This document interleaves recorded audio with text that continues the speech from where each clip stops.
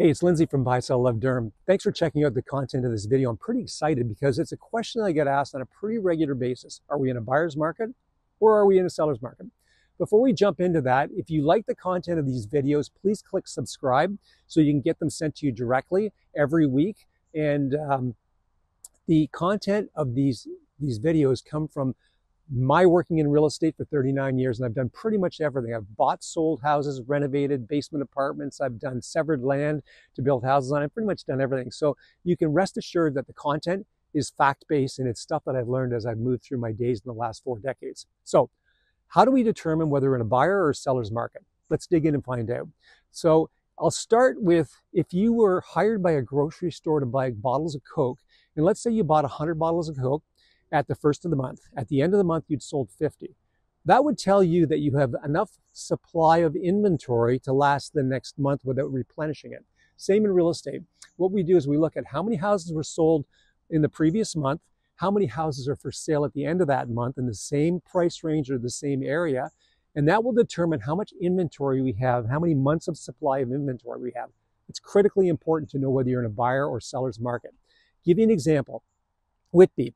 Last month, there were 10 homes sold in Whitby, detached homes, and at the end of the month, there were 19 left for sale. Now, this is the average price. So with 19 left for sale, that would tell me we basically have a 2-month supply of inventory if nothing else is listed. So that's how we determine whether we're in a buyer or a seller's market. So if you have under 2 months of supply, you're in an active seller's market. We saw that in 2020, 2021, when we had that craziness during the pandemic. Where the prices were escalating, we had bidding wars. So that's 0 to 2 months is an active seller's market. 2 to 3 months is a normal seller's market. A balanced market is 3 to 4 months, which means that we have equal footing for both buyers and sellers. And then 4+ months on the market means that it's an active buyer's market. So we're looking at it right now. Whitby's about 2 months supply of inventory.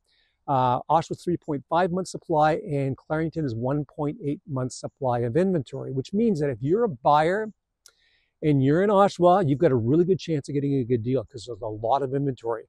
There's less inventory in Clarington, which means that if you're a seller in Clarington, you're more in control than the sellers that are in Oshawa. The next thing we look at for buyers versus sellers market is year-over-year data. So if we look at how many houses are for sale in Durham region, last year, as of last month, there was 1,416 homes for sale. Last month, there was 2,281 homes for sale in Durham region. That's total homes. That means there's a 61% increase in number of homes for sale. Now, if the buyers went up 61%, it would mean that we were flat year over year. That's not what happened though.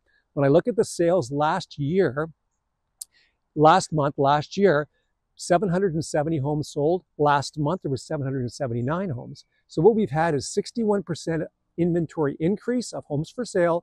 We've had the same number of sales, which means that is shifting more into a buyer's market.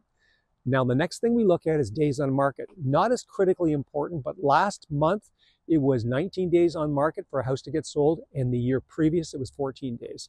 So really what this does is it just gives us a bit of a sense. So when we're working with buyers or we're working with sellers, we review this information just to help them make the best decisions.